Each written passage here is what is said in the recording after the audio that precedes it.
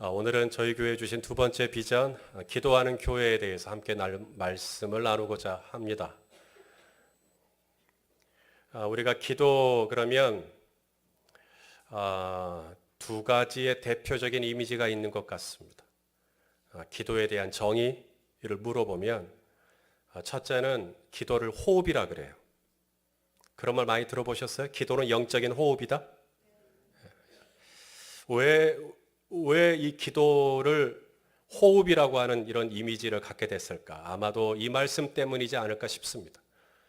데살로니가전서 5장 16절에서 18절 읽어보죠. 항상 기뻐하라, 쉬지 말고 기도하라, 범사에 감사하라. 이는 그리스도 예수 안에서 너희를 향하신 하나님의 뜻이니라. 쉬지 말고 기도해라. 그래서 기도가 호흡이구나. 그런데요, 여기서 이 쉬지 말고라는 말은 이게 숨을 쉬지 말고라는 뜻이 아닙니다. 숨을 안 쉬고 어떻게 기도해요? 그럼 죽으란 얘기지. 응? 하늘에 계신 우리 아버지, 아버지의 이름을 거룩하게 하시며 아버지의 나라가 오게 하시며 아버지의 뜻이 하늘에, 이렇게 속사포 랩을 하듯이 쉬지 말고 그냥 막 그렇게, 그래서 통속으로 기도할 때 그렇게 빠르게 기도하시나? 그게 아닙니다. 그렇게 기도하면 숨이 짧아서 죽죠. 여기서 쉬지 말고 기도하라, 이 말은 영어로 without breathing, 숨을 쉬지 말고 기도하라는 뜻이 아니라 ceasing, 멈추지 말고, 끊지 말고, 중도에 포기하지 말고, 기도를 쭉 하다가 중간에 쉬지 말고. 지금 이 가운데 혹시 기도를 쉬고 있는 분이 있을지 모르겠어요. 기도 쉬지 말고 기도를 계속해서 하라. 쉬지 말고 계속해서 하라. 이 뜻입니다. 그러면 기도는 호흡이 아닌 건가? 아니요. 저도 기도는 호흡이라는 것에 전적으로 동의합니다. 기도를 해야죠. 그 다음 두 번째 기도의 대표적인 이미지 중에 하나가 대화가 있는 것, 대화. 기도가 뭐냐라고 물었을 때 기도는 하나님과 나와의 대화다. 그런 말 많이 들어보셨죠? 내가 하나님께, 대화라는 말이 뭐죠? 내가 하나님께 말하면 하나님도 나에게 말을 하실 수 있나요? 그게 대화죠. 독백이 아니라 이 말입니다. 나 혼자서만 이렇게 쏟아내고 하나님이 듣는지 안 듣는지 잘 모르는, 이게 아니라 내가 쏟아내면 하나님도 들으시고 그 다음 또 하나님이 내게 말씀하시면 내가 또 들을 수 있고, 이제 그게 대화죠. 시편 116편 1절 말씀 우리 같이 한번 읽어봅시다. 시작. 여호와께서 내 음성과 내 간구를 들으심으로 내가 그를 사랑하는도다. 우리 하나님은 인격이시란 말이죠. 그래서 그분은 들으실 수 있어요. 그분은 인격이세요. 그러니까 그분은 들으실 수 있다니까요. 우상은 인격이 아니에요. 그러니까 들을 수 없어요. 나무나 돌이나 깎아갖고 만든 우상들 있잖아요. 귀 모양은 있어요. 하지만 들을 수가 없어요. 인격이 아니기 때문에. 모양은 있지만 들을 수 없어요. 들을 수 없기 때문에 우리가 아무리 그 우상에다가 절을 하고 기도를 하고 해도 우상은 나를 도울 수 있다 없다? 없다. 그래서 우상은 헛것이라 그래요.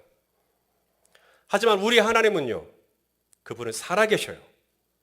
그분은 살아계시단 말이에요. 그래서 그분은 인격이세요. 그러니까 내가 내 음성과 내 간구를 하나님은 listen, 들으실 수 있어요. 그래서 히브리서 11장 6절에 자기를 찾는 자들에게 하나님 하고 하나님을 찾을 때 하나님은 자기를 찾는 자들에게 뭘 주실 수 있다? 상을 주실 수 있다. 이 상이 영어로 reward, 이게 응답하실 수 있다 이 말입니다. 그래. 이렇게 응답하실 수 있다. 오늘 문대석 장로님 기도하실 때 너는 내게 부르짖으라. 내가 내게 응답하겠고. 왜? 하나님은 살아계시니까. 그분은 살아계시단 말이에요. 할렐루야. 그래서 그분이 살아계시기 때문에 그분은 나를 지금 보고 계셔요. 그분은 나를 듣고 계셔요. 그분은 나를 듣고 계실 뿐만 아니라 그분은 살아계셔서 나를 능히 도우실 수 있는 힘이 있고, 주님은 나를 인도하실 수 있는 지혜가 있고, 하나님은 나의 앞길을 예비하실 수 있고 나의 필요를 공급하실 수 있는 모든 자원을 가지시고 계시는 전능하신 하나님 아버지시라 이 말입니다. 근데 우상은 헛것이에요. 그분이란다. 우상은 비인격체예요. 그렇기 때문에 뭔가 모양은 그럴듯하지만, 우리 눈에 보이는 것 그럴듯하지만, 뭐 손이 있지만 나를 도울 수 있는 손도 아니고, 발이 있지만 내가 필요로 할 때 나에게 와줄 수 있는 걸음도 아니고, 하지만 우리 하나님은 내가 언제든지 필요로 할 때 나에게 와주실 수 있고, 나를 도우실 수 있고, 내가 넘어졌을 때 나를 일으키실 수 있고, 내가 마음이 상했을 때 나를 위로해 주실 수 있는, 살아계시고 오늘도 내 음성과 내 간구를 들으시고 오늘도 나에게 힘을 주실 수 있는 하나님. 제가 참 개인적으로 좋아하는 말씀인데요, 시편 138편 3절 말씀, 우리 같이 한번 읽어봅시다. 시작. 내가 간구하는 날에 주께서 응답하시고 내 영혼에 힘을 주어 나를 강하게 하셨나이다. 내가 기도할 수밖에 없는 이유를 저는 이 말씀을 묵상할 때마다, 그래, 내가 기도할 수밖에 없지. 왜? 기도는 나를 강하게 하니까. 내가 간구하는 날 주님이 나를 응답하시고 또 내 영혼에 힘을 주시고 나를 강하게 하신다. 할렐루야. 이게 기도의 능력이란 말이죠.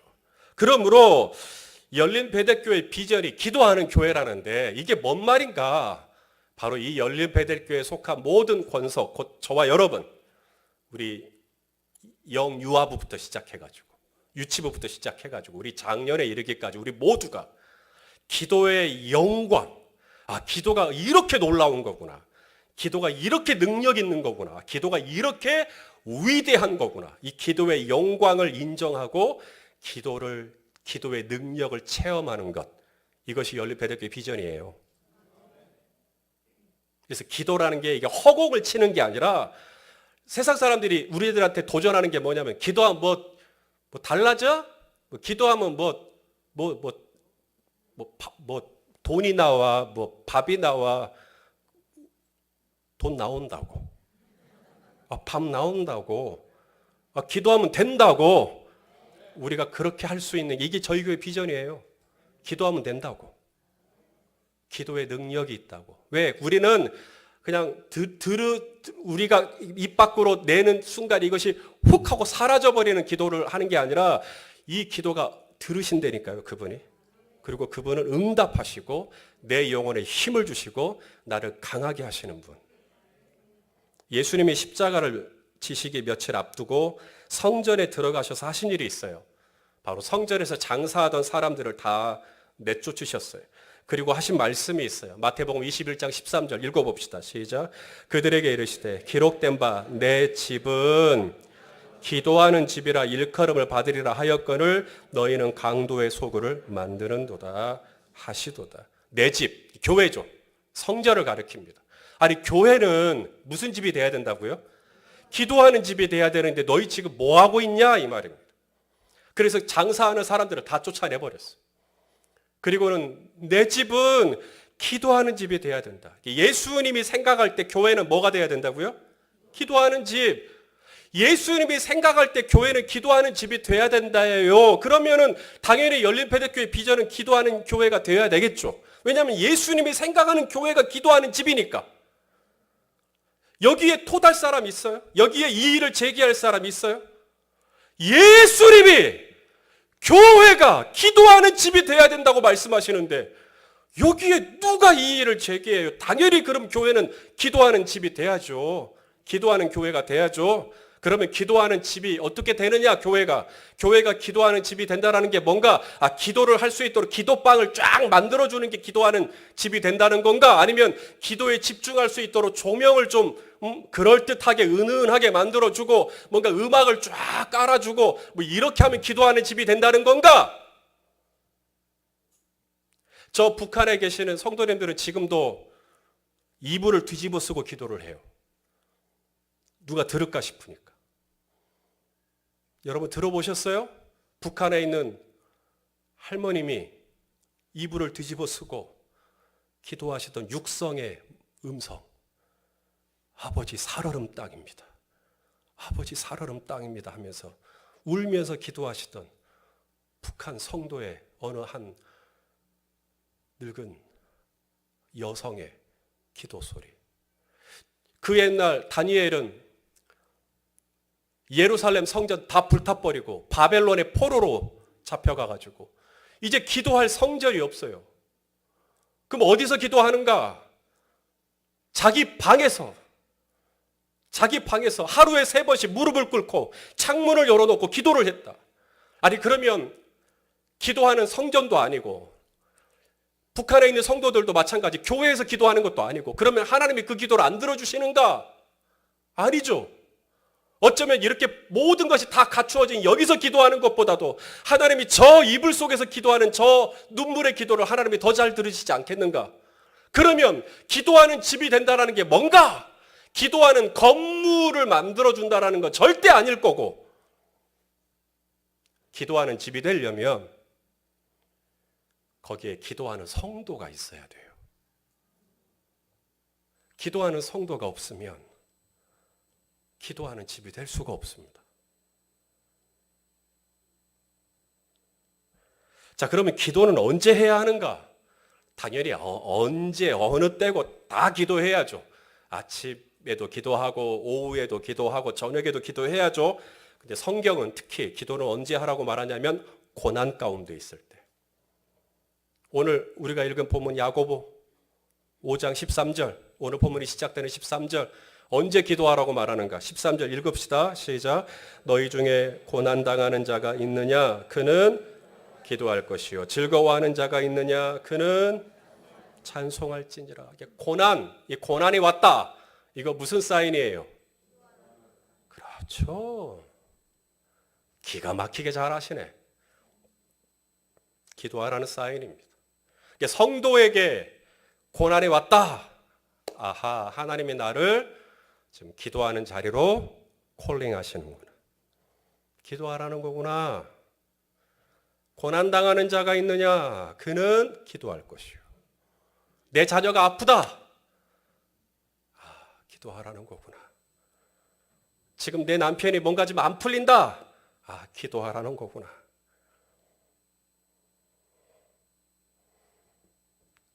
이 고난이 없다면 어떻게 될까? 고난이 없다면 누군가가 그런 말을 하대요.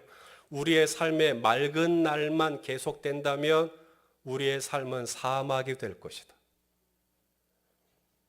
맑은 날만 계속된다면 사막이 될 거다. 맞죠? 때로는 비도 오고 바람도 불고 눈보라도 치고 그러니까 나무도 자라고 풀도 자라고 먹을 것도 자라고 그래서 우리가 사는 거 아닙니까? 고난의 역설이죠. 이 고난은 참 힘든 거예요. 고난은 너무너무 어려운 거예요. 해병대들도 얼음 깨고 우통 벗고 그 안에 들어가는 거 다 싫어해요. 저는 참고로 해병대 출신은 아닙니다만은 아마 다 싫어할 거예요. 그 추운 걸 누가 좋아하겠어요? 고난은 힘든 거죠. 그런데 성경은 고난에 대해서 이렇게 이야기를 합니다. 이사야 45장 7절 읽어봅시다. 시작. 나는 빛도 짓고 어둠도 창조하며 나는 평안도 짓고 환난도 창조하나니 나는 여호와라.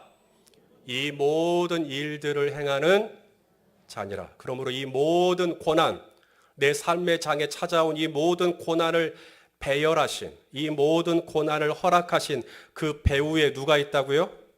하나님. 요셉의 삶에 찾아왔던 그 기가 막힌 그 고난의 수렁들이 그냥 된 게 아니라 이 모든 일들 배후에 누가 있었어요? 하나님. 저와 여러분의 삶에 찾아온 모든 고난은 그냥 우연히 일어난 고난이 아니라 이 모든 고난의 배후에 하나님이 있는데 하나님이 이 모든 고난들을 우리에게 계속해서 보내시면서 지금 신호를 자꾸 주는 거예요. 그 신호가 무슨 신호라고요? 고난당하는 자가 있느냐? 그는 기도하라는 사인입니다. 언제고 기도해야죠. 그러나 특별히 고난 가운데 있을 때 아하, 이거 얼른 기도하라는 사인이구나. 잽싸게 알아차리는 거죠. 자, 그러면 어떻게 기도해야 되는가? 어떻게 기도를 해야 하나님으로부터 응답을 받는가? 기도할 때 어떤 원칙이 있는가? 이제 저의 설교의 나머지 시간은 기도할 때 기억하면 좋을 몇 가지 원칙들을 나누고자 합니다.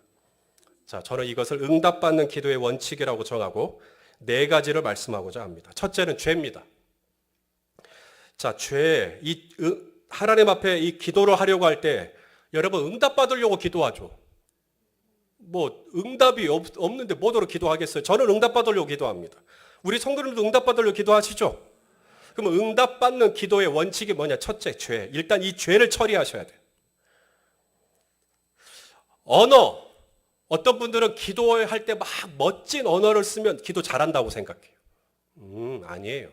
언어는 하나도 안 중요합니다. 언어는 좀 어눌할 수 있어요. 표현은 좀 부족할 수 있어요. 어휘는 좀 딸릴 수 있어요. 좀 뭐랄까, 뭔 말인지 못 알아듣는, 무슨 말인지 앞뒤가 안 맞는, 그래도 괜찮아요. 우리 자녀들이 발음이 좀 어눌하고 우리 자녀들이 어휘 선택이 조금 이상하고 그래도 부모들은 다 알아듣는다, 못 알아듣는다? 말 똑바로 안 해? 라고 하는 부모 없습니다. 다 알아들어요. 네가 지금 뭘 얘기하려는지 다 알아들어요. 어린 자녀가 엄마 품속에 있는데 아기가 옹알옹알 거립니다. 근데 엄마는 듣죠? 그랬죠? 아빠가 밥도 안 줘. 그러면서 아빠로 완전 나쁜 사람 만들어 버립니다. 다 알아듣더라고요. 우리 하나님도 그런 것 같아요. 내가 이렇게 뭔가 이렇게 멋있는 표현을 써야 하나님이 야, 너 그런 말도 할 줄 아냐? 하나님께 감동이 되는 순간은 내가 어떤 그럴듯한 표현을 썼을 때 하나님께 감동을 받는 게 아니라 내가 기도를 하려고 포즈를 잡는 그 순간 이미 하나님의 감동을 받습니다. 휴대폰에 전화가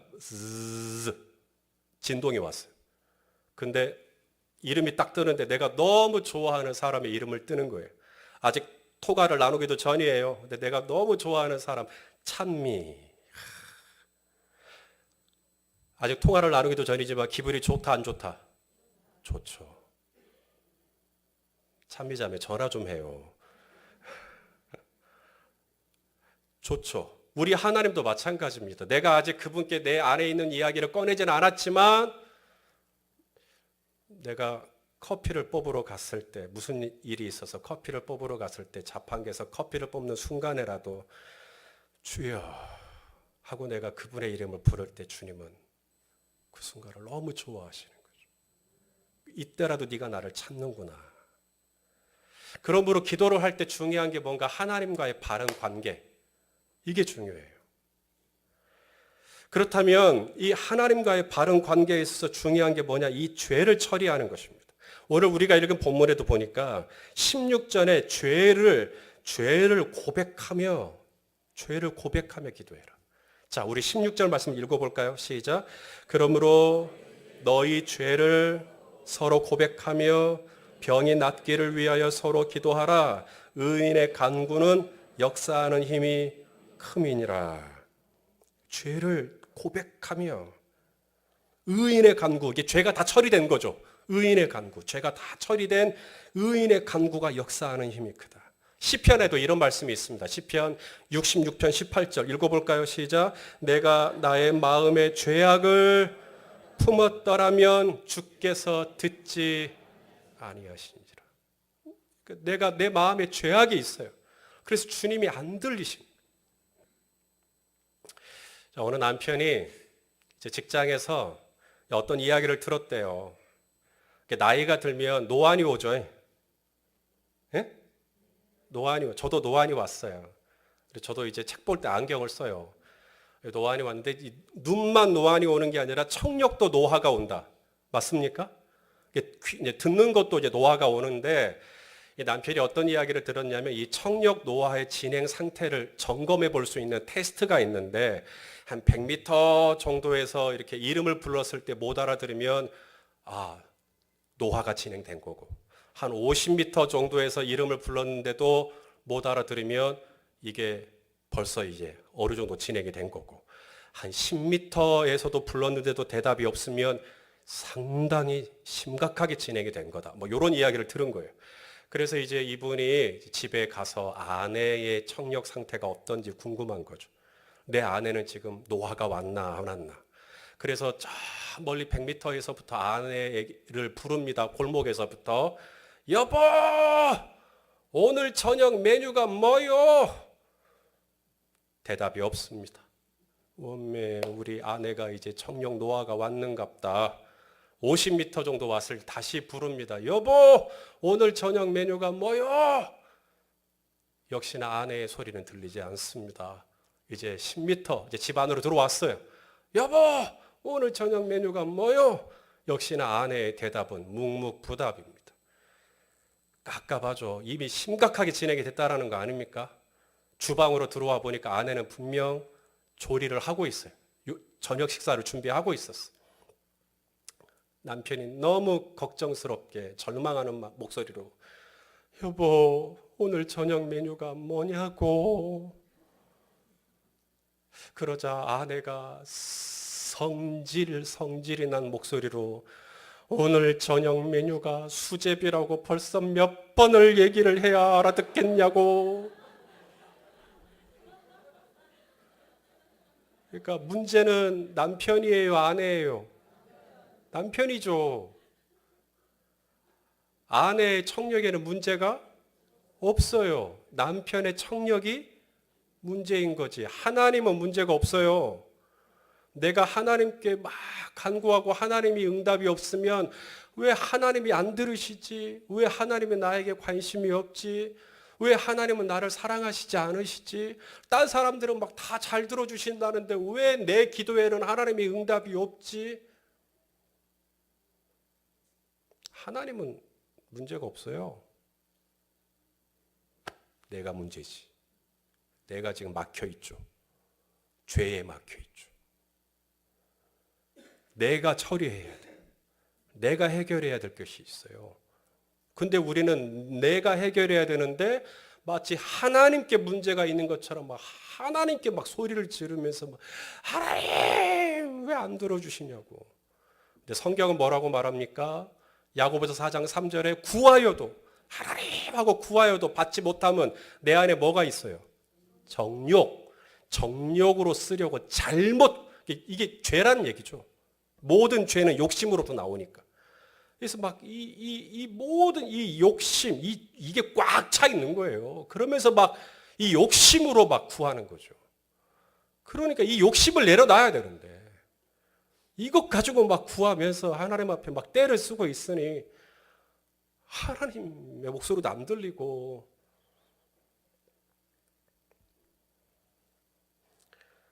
그러므로 응답받는 기도의 첫 번째 원칙, 오늘 야고보 사도가 얘기합니다. 죄를 처리해라. 죄를 처리해라. 그럼 죄를 어떻게 처리하면 좋을까요? 우리 예수님은 아주 간단하게 그 길을 열어놓으셨어요. 자백하면 돼요. 자백. 자, 요한일서 1장 9절 이미 아는 말씀이라도 같이 읽읍시다. 시작. 만일 우리가 우리 죄를 자백하면 그는 미쁘시고 의로우사 우리 죄를 사하시며 우리를 모든 불의에서 깨끗하게 하실 것이요. 할렐루야. 하나님 잘못했습니다. 이 자백이. 그러면 하나님이 오냐 용서해 주세요. 그러면 그 다음 기도 진행해도 돼요. 죄가 처리됐으니까. 이제는 됐어요. 이제 하나님과 여러분 사이에 막힌 거 없어요. 자백하고 그 다음에는 믿음으로 그 다음 기도 쭉쭉쭉 해나가시면 돼요. 자, 응답받는 기도의 원칙 두 번째, 기도만 하려고 하지 마십시오. 이게 뭔 말인가? 응답받는 기도인데 왜 기도만 하려고 하지만 이게 뭔 말인가? 이제 설명을 해드릴게요. 14절 말씀을 보시면 교회 장로들을 청하래요. 자, 오늘 보면 14절 말씀 같이 읽읍시다. 시작. 너희 중에 병든 자가 있느냐? 그는 교회 장로들을 청할 것이요. 자, 교회 장로들은 주의 이름으로, 자, 교회 장로님들이 와요. 교회 장로님들을 청했으니까 장로님들이 와서 기도를 해주시는데 기도만 해주시는 게 아니라 뭐예요? 기름을 바르면서 기도를 해주는 거예요. 그러니까 교회 장로님들이 기름을 바르면서 기도해 줄 거라는 거예요. 야고보 사도가. 기도만 해주는 게 아니라 기름을 바르면서 기도해 줄 거라는 거예요. 그럼 이 기름이 뭐냐? 우리로 말하자면 약이에요. 약. 약을 주면서 기도해 줄 거라는 거예요. 머리가 아프다. 장로님 기도해 주세요. 그러면 장로님이 어떻게 할 거라는 거예요? 타이레놀 주면서 집사님 타이레놀 드시고 자 기도합시다. 그렇게 할 거라는 거예요. 장로님 제가 배가 아파요. 그러면요.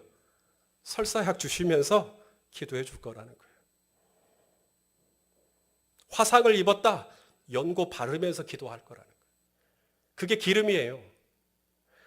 기도만 하는 게 아니라 이 기름도 하나님이 나를 치유하시기 위해 허락하신 은혜의 도구로 인정하는 겁니다. 그러므로 병원 갈 수 있어요? 없어요? 갈 수 있습니다. 병원 가서 의사 선생님의 진료도 받고 처방도 받고 하면서 기도해라. 기도만 하지 말고 병원 가서 의사 선생님의 진단도 받아야죠. 한약도 먹을 수 있나요? 한약 먹으면 안 되죠. 먹을 수 있죠. 뜸은요? 받을 수 있죠. 부항은요? 여기다가만 안 하면 돼요.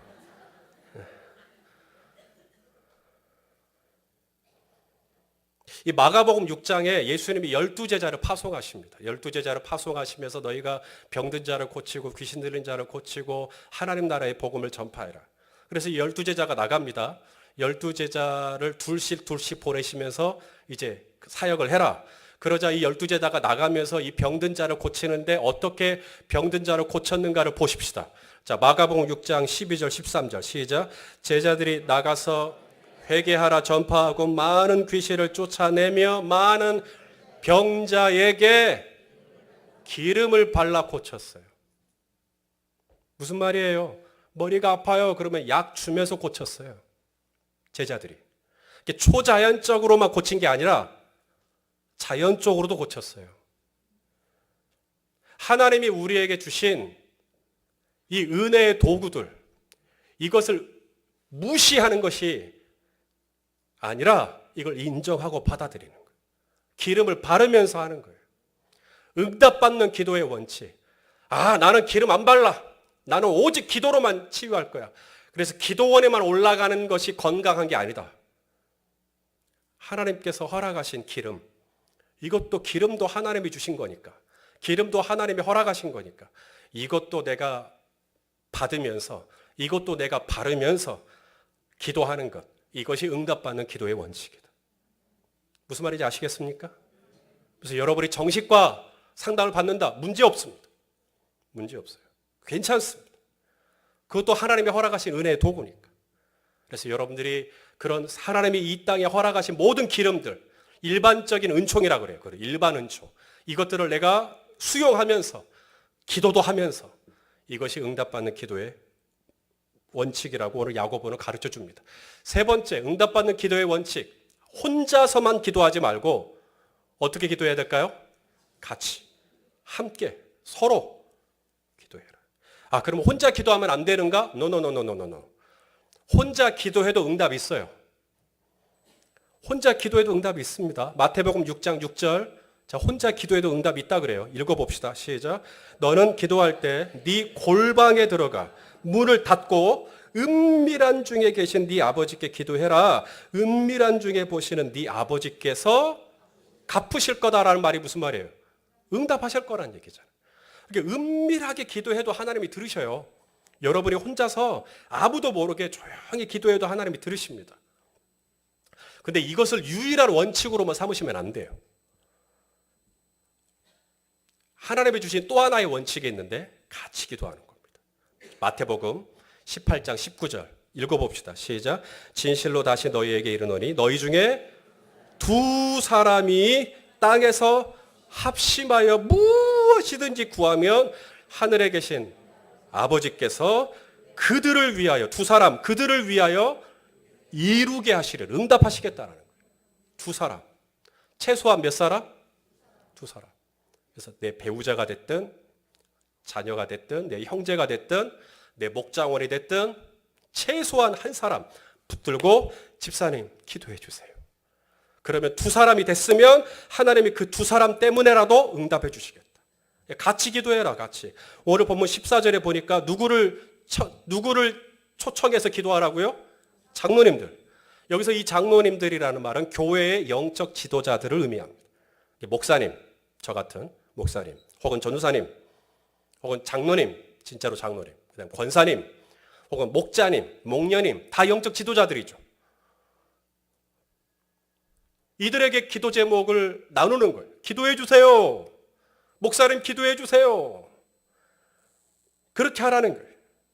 16절에도 보니까 서로 기도해라. 서로 기도해라. Pray one another. 서로 같이 기도해 줘라. 성경은 나 혼자만 기도해야 하나님이 들어주신다고 말하지 않고 나 혼자 기도할 때도 들어주시지만 같이 기도할 때 하나님도 들어주신다. 모세는 혼자 기도해도 충분해요. 모세는 혼자 기도할 때 바다가 갈라졌어요. 모세는 혼자서 반석을 쳤을 때 생수가 터졌어요. 근데 아말렉과 싸울 때요. 여러분, 아말렉과 싸울 때는 여러분 혼자 기도하시면 안 됩니다. 여러분 앞에 바다가 놓였을 때는 혼자 기도하셔도 되는데요. 아말렉이 여러분의 삶에 다가올 때는 혼자 기도하실 수 없어요. 모세가 아론과 훌을 데리고 산꼭대기로 올라갑니다. 그리고 팔을 들고 기도할 때 이스라엘이 이기고 모세의 팔이 피곤하면서 내려오니까 이스라엘이 져요. 아말렉이 이기고. 그래서 아론과 훌이 어떻게 해요? 바위를 가지고 와서 모세 발밑에 딱 둬요. 그리고 모세를 그 위에 앉히죠. 그리고 모세가 팔을 드니까 아론이 한쪽, 훌이 한쪽을 딱 들어요.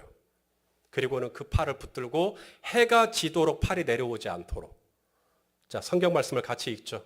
자, 출애굽기 17장 12절 시작. 모세의 팔이 피곤함에 그들이 돌을 가져다가 모세 아래에 놓아 그가 그 위에 앉게 하고 아론과 훌이 한 사람은 이쪽, 한 사람은 저쪽에서 모세의 손을 붙들어 올렸더니 그 손이 해가 지도록 내려오지 아니한지라. 혼자서 기도하면 팔이 어떻게 된다고요? 피곤해요. 여러분 혼자서 기도하면, 저 혼자서만 기도하면 피곤해요. 안 돼요. 안 돼요. 아말렉을 어떻게 감당하려고 그래요? 이 영적 전쟁이거든요. 팔이 내려올 수밖에 없어요. 주님은 말씀하시잖아요. 이는 그리스도 예수 안에서 너희를 향하신 하나님의 뜻이다. 그게 뭐라고요? 쉬지 말고, 끊어지지 말고, 중도에 내려놓지 말고, 내가 기도하기를 쉬는 죄를 범치 않겠다. 쉬지 말고, 끊어지지 말고, 포기하지 말고 계속 기도하기를 원하는데 피곤해요. 팔이 막 내려오고 싶어요. 기도 안 하고 싶어요. 왜 그런가? 혼자 하려고 하니까. 같이 아론에게도 훌에게도 도와달라고, 같이 기도해달라고. 그래서 이분들이 같이 내 팔을 좀 붙들어 줘야 기도할 수 있다. 성경은 뭐라고 말합니까? 전도서 4장 12절. 한 사람이면 패한대요. 죄송합니다. 한 사람이어도 기도 된다며요. 예, 물론 기도해도 돼요. 근데 한 사람이면 아슬아슬합니다. 최소한 두 사람이면 맞설 수 있어요. 근데 가장 안전빵이 뭐예요? 세겹줄. 그래서 삼겹살이 맛있는 거예요. 이렇게 해도 이 말씀 또 까먹을까 싶다. 히브리서 12장 12절. 그러므로 피곤한 손과 연약한 무릎을 일으켜 세워라. 왜 우리의 손이 피곤해지고 왜 우리의 무릎이 연약해지는가? 혼자서 하려고 하니까. 혼자서. 그래서 성경은 계속해서 우리에게 말합니다. 장로님들 초청해서 같이 기도해라. 서로 기도해 같이 해라. 서로. 우리 야고보 사도가 계속 말하잖아요. 응답받는 기도의 원칙. 집사님 혼자 하지 마세요. 권사님 혼자 하지 마세요. 저하고 같이 나눠요. 목사님 기도할 것도 많은데 그래도 저랑 나누세요. 왠지 이번 주에 저한테 카톡이 엄청 올 것 같은 느낌적인 느낌은 뭘까요? 저한테 나누세요. 그러라고 저 목사님 있는 거잖아요. 목사님 기도해 주세요. 권사님 기도해 주세요. 장로님 기도해 주세요. 같이 나누는 겁니다. 같이 기도할 때 응답받는다. 목장 모임의 유익. 목장 모임 할 때 나누려고 했습니다만 한 번 더 나누죠. 목장 모임의 유익. 나 혼자서 기도할 때는 잘 안 됐던 거. 목장에 같이 기도 제목 나누고 오픈하고 목장 식구들이 같이 기도해 줬더니 와우! 기도 응답 체험했다 하시는 분만 아멘. 이렇게 많지 않아요. 왜냐하면 제가 알기 때문입니다. 하나님이 목장 모임을 축복하십니다. 왜냐하면 목장 모임의 유익 중에 하나가 기도 제목 응답이에요. 열린 베델교회 목장 모임에 특별한 게 있는가? 노노노노노. 하나님의 약속이 말씀에 있어요. 너희가 두세 사람이 내 이름으로 기도하면 내가 들어주겠다고. 그래서 함께 기도할 때 거기에 놀라운 기도의 영광이 임한다는 걸 기억하고 우리가 같이 기도하는 겁니다. 마지막 기도의 원칙, 간절히 기도하는 것. 자, 17절, 18절 엘리야가 나오네요. 엘리야. 자, 17절, 18절 같이 봅시다. 시작. 엘리야는 우리와 성정이 같은 사람이로되 그가 비가 오지 않기를 간절히 기도한즉 3년 땅에 비가 오지 아니하고 다시 기도하니 하늘이 비를 주고 땅이 열매를 맺었느니라. 여러분, 엘리야는요 능력의 사람입니다. 미라클 메이커입니다. 그가 기도하면 죽은 사람 살아났어요. 그가 요단강을 갈라버렸어요. 엘리야는. 이 엘리야가 기도하면 하늘이 물을 닫고 3년 6개월 동안 비를 내리지 않고, 또 엘리야가 다시 기도하면 하나님이 물을 열고 하늘의 문을 열고 비를 내리셨어요. 하늘의 문을 열기도 닫기도 했던 사람이 엘리야거든요. 와, 어떻게 그런 엄청난 능력을 행할 수 있었을까? 우리는 뭔가 엘리야가 대단한 사람일 것 같이 느껴지는데 오늘 야고보는 말하기를 엘리야는 우리와 뭐가 같다고요? 성정이 똑같다. 이게 무슨 말이에요?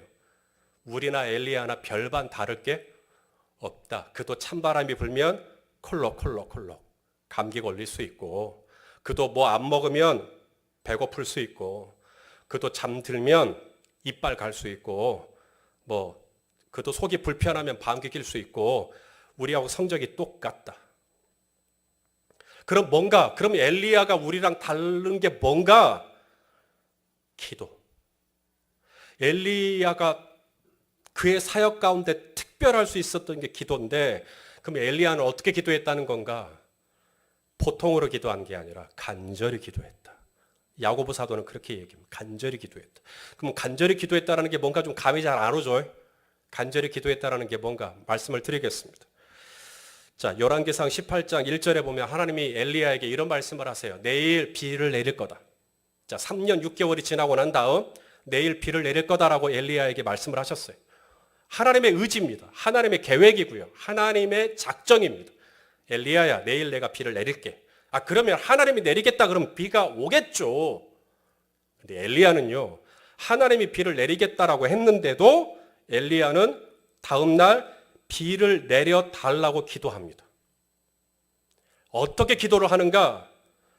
열왕기상 18장 43절 44절 그의 사환에게, 자 같이 읽어봐요. 시작. 그의 사환에게 이르되 올라가 바다 쪽을 바라봐라. 그가 올라가 바라보고 말하되 아무것도 없나이다. 이르되 7번까지 다시 가라. 7번까지. 7이 무슨 수?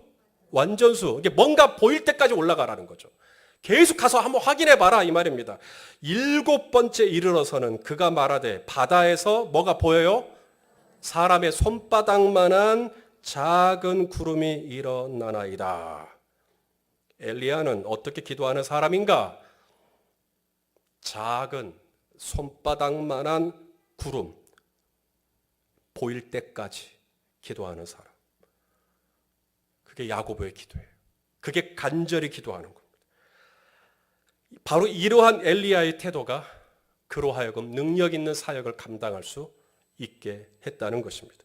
우리 성정이야 다 똑같아요. 제 성정, 우리 성도님들의 성정, 어쩌면 여러분들이 저보다 성적이 더 나을 수도 있어요. 인격적으로.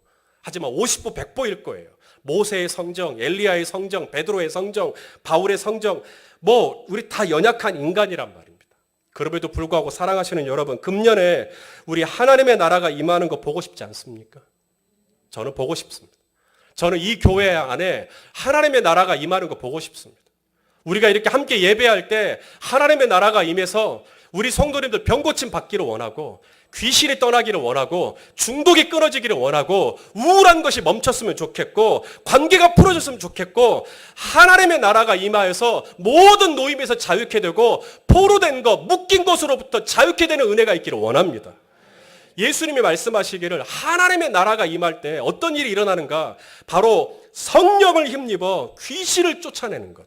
이것이 하나님의 나라가 임하는 증거라고 말씀합니다. 저는 이런 하나님의 나라가 이 교회 안에 더욱더 충만하게 일어나기를 간절히 원하는 겁니다. 그럼 어떻게 하면 이런 하나님의 나라가 내 사역 가운데 일어날 수 있는가? 오늘 야고보 사도가 말합니다. 첫째, 죄를 처리해라. 하나님과 바른 관계 가운데 있어라. 둘째, 기름을 바를 수 있다면 기름 의지하고 기도해라. 세 번째, 혼자서 하지 말고 같이 기도해라. 그리고 네 번째, 기도할 때는 적당히 하다 멈추지 말고 어떻게 하라고요? 손바닥만한 작은 구름 보일 때까지 쉬지 말고 간절히 7번까지 기도하라고. 그러면 하나님 나라가 임하게 될 줄로 믿습니다. 그래서 금년에도 우리 기도하는 교회라고 하는 이 비전에 합당하게 우리 특세할 때 있으면 경건한 사람은 주를 만난 기회를 얻어서 기도한다 말씀하신 것처럼 특세할 기회 있으면 지금처럼 또 열심히 기도하고 또 헌신예배가 있다 그러면 헌신예배 드리시는 그 부서는 한 주간 동안 깨어서 기도하고 남성 조찬 기도회 또 있다 그러면 우리 남성교회 회원들은 저랑 같이 또 기도하고 또 우리 선생님들은 또 매주 토요일이면 나와서 학생들을 위해서 같이 기도하고 뭔가 좀 이렇게 좀 기도하는 교회로서 우리가 함께 마음을 모아서 서로 기도하기 시작할 때 주님이 이 교회를 보시고 기도하는 집이 되었음에 이곳 가운데 하나님의 나라가 임하게 될 줄로 믿습니다. 그런 은혜가 있기를 예수님의 이름으로 축원합니다. 우리 옆에 있는 분에게 기도할 때 하나님의 나라가 임합니다 라고 인사 한번 나눕시다.